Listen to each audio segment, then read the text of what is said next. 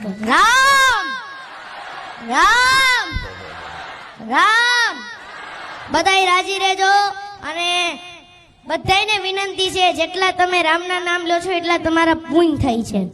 અને રામ નામ લેવામાં જો કોઈને વાંધો હોય વસકો હોય કે પાપ લાગતું હોય મને દેજો નકર એવી માનતા કરી દેજો કે હું રામ નામ લઉં અને મને પાપ લાગી ભગત ને જાય બસ રામ રામ રામ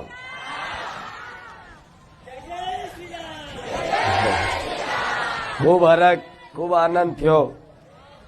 ફરી ક્યારે આવશો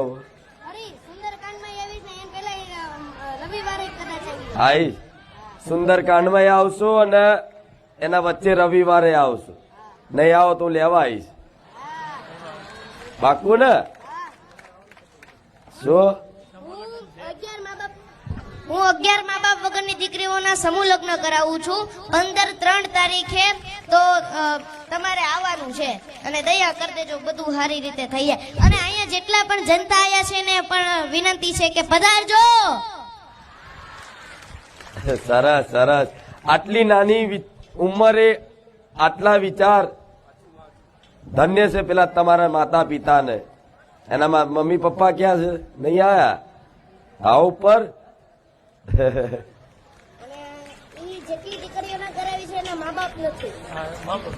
સરસ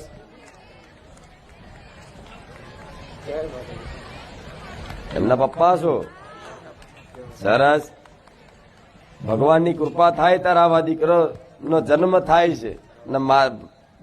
એ દીકરાના માતા પિતા બનવાનું સૌભાગ્ય પ્રાપ્ત થાય છે